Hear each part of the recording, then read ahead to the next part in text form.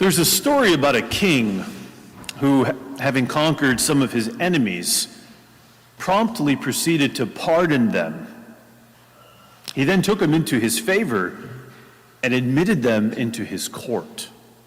He gave them the finest robes, he gave them noble titles with properties, and he even had them dine at his own table. Now, the king's own courtiers were astounded and scandalized by his actions and thought that he had gone out of his mind. This seemed reckless and imprudent and unjust, not fair.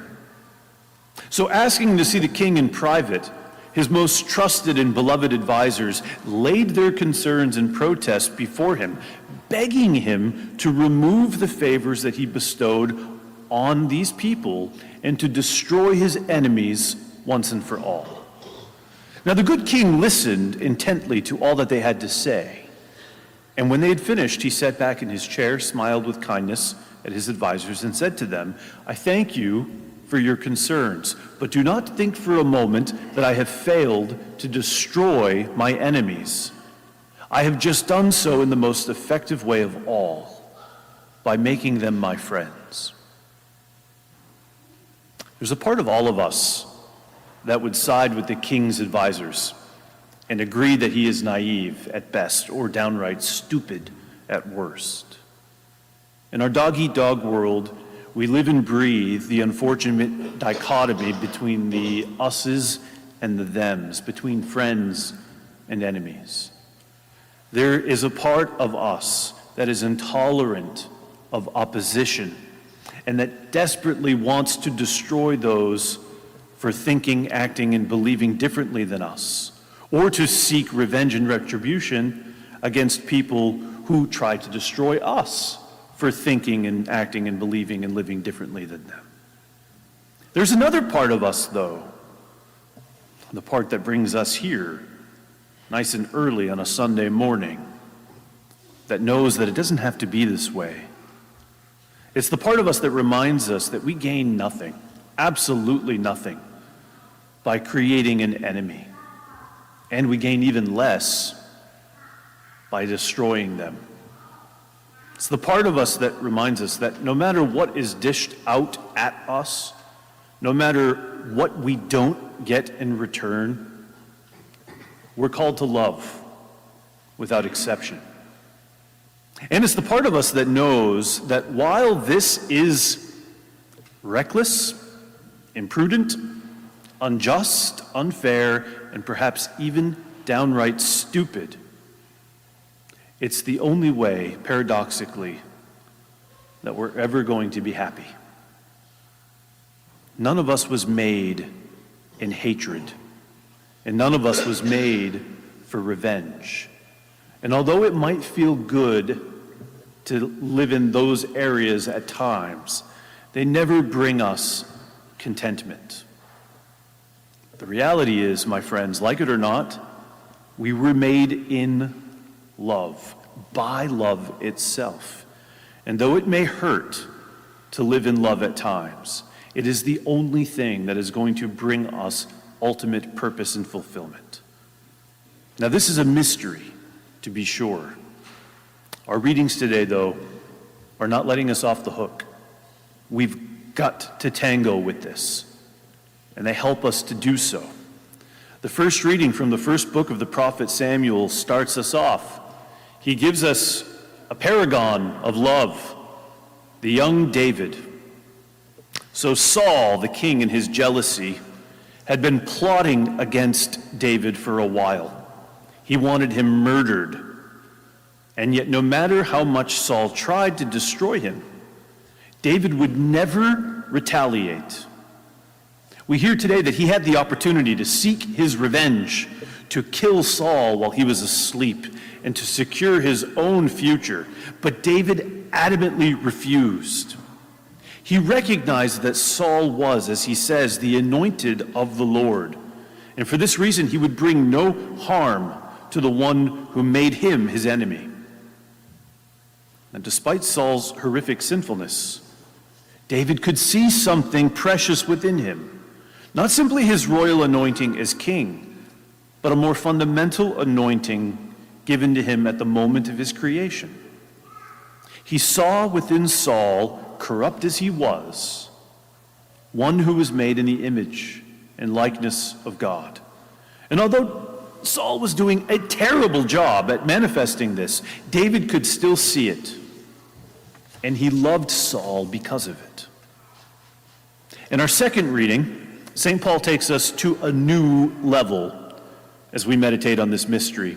He distinguishes between the old Adam, who we hear about in Genesis, and the new Adam, who is Christ, the first man and the last man. The first Adam, he says, was a natural being into whom God breathed life and formed in his image and likeness. This first Adam, though created so inherently good and loving, would come to struggle with his own goodness and would fail to love. And this would pit him against God, against his fellow man, against nature, and against himself. Now, you and I are all descendants of this first Adam. St. Paul makes that clear. And we have borne his image. And like him, we all of us struggle with goodness and with love. And so like him, we inevitably make enemies everywhere we turn. But there is more. There is a new Adam, not a created being, but a life-giving spirit who has taken on the flesh and the struggle of the old Adam and restored and elevated his capacity for goodness and love. He's imprinted his heavenly image on the old Adam and has thus imprinted his heavenly image on us. Jesus Christ, this new Adam, gives us the power to be like him, to be one with him, and to love as he does. We don't have it on our own. It's him living in us. He makes his dwelling within us. And that is what allows us to be the light in the darkness. And he helps us to live and to love in ways that we never thought possible, helping to see him and his image even in those we would call our enemies, and giving the power to turn them into friends, just as he has done for us. And then all of us brings us to this gospel today, which we've heard so many times, but yet stings when we hear it. To you who hear, I say, love your enemies, do good to those who hate you, bless those who curse you, pray for those who mistreat you. To the person who strikes you on one cheek, offer the other one as well. And from the person who takes your cloak, do not even withhold your tunic. This seems impossible and ridiculous at the surface level. But underneath it is simply a call to remember the goodness and the love with which we were all created, and the goodness and love that Christ himself actually makes us capable of. Is it risky? Absolutely. You might love someone. You might call them a friend, only to have them betray you and send you to your death on a cross. But if you love them to death, you have loved and lived and died as Christ.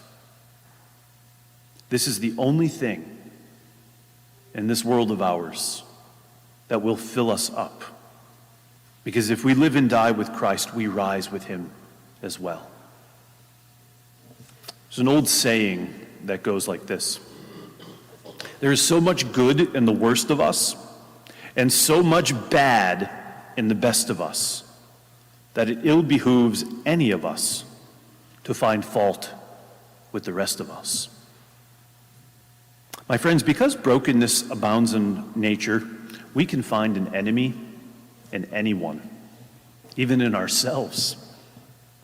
But because of God's grace, goodness also abounds in our nature.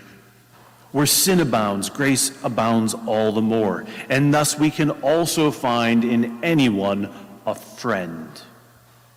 if we choose. The best of us and the worst of us, we're still made in the image and likeness of our good God. And that itself is reason enough to forgive, to be good to, and to love everyone who crosses our paths.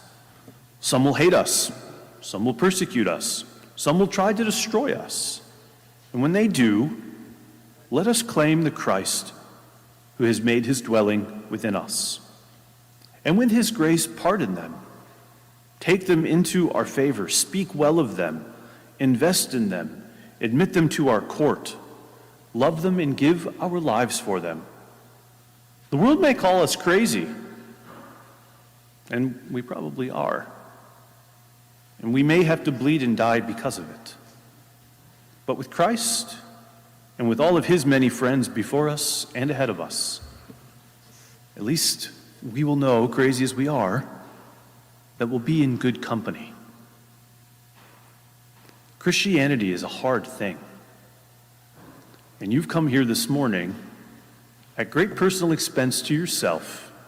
And maybe it's an exaggeration. It's an early Sunday morning. You could be doing something else, but you're here. And you're here because you know this. And you want to be strengthened in this. And recognize that coming here is not just about you doing what you need to do. Coming here is about being strengthened to do what you can't do on your own. None of us can do what Jesus just told us to do in the gospel today on our own. We don't have it in us. We need his grace. And as we feast on his body and blood today in the Holy Eucharist, as he literally tabernacles himself within us, let's go out those doors today, recognizing that we have been made capable of the impossible, of loving our enemies and turning them into friends.